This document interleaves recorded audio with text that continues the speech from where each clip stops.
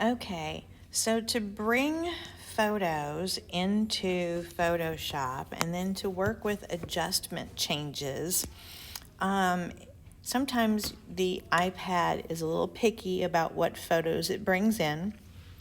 I was trying to bring a photo in, import and open from down here where it said photos. I chose my photo and I got this little alert, cannot be imported, unsupported file format.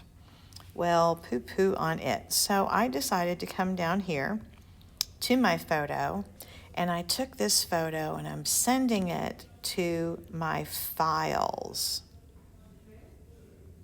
So right here, save to files, and I'm putting it somewhere where I can get to it. I'm putting it in the graphics folder, or you can make a folder, just somewhere in your iCloud drive, and it tends to make it a little bit happier.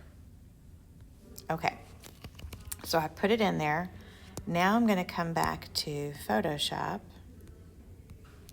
Okay, I'm going to import and open.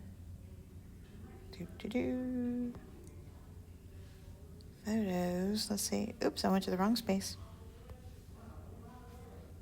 From files.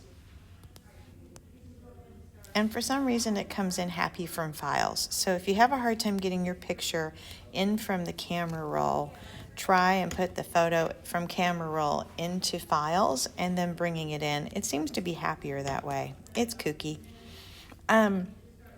Adjustment layers, like we do on the computer when we can change the appearance of color of an image, we're working with adjustment layers. All right. Now, adjustments can happen here, all right, with these three little lines that have the little circle adjustments on them.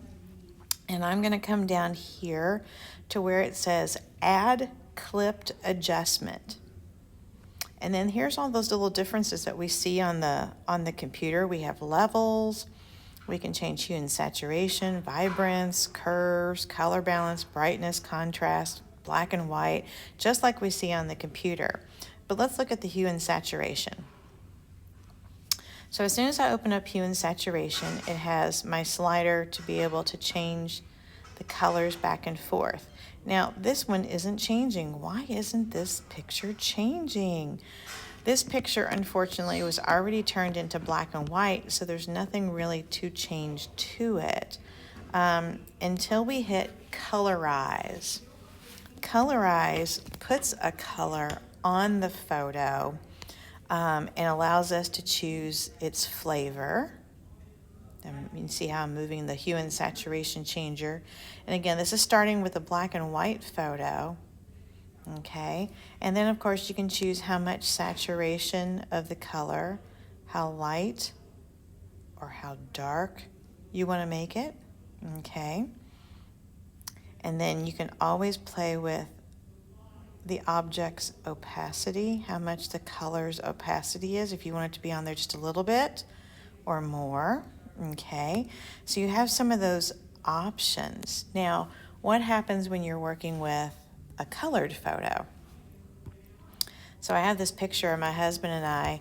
Here's the original image. Let me move this guy and turn him off. Here's the original image from this past March before the world shut down.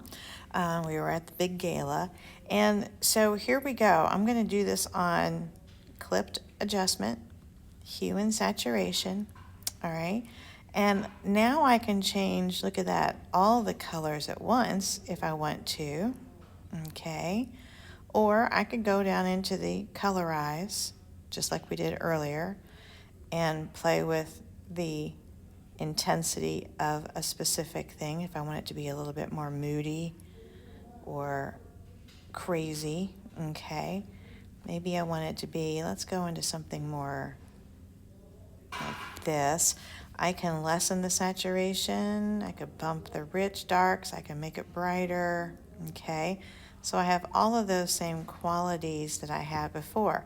I could then kind of go back, all right, and I could go back over here and say, okay, now I want to change the levels, the brightness and darkness of the picture and all of its grays.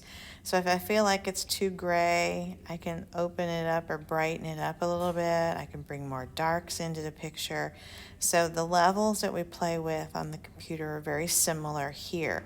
So these are where your adjustment layers are happening. It's inside the clipping, adding a clipping adjustment.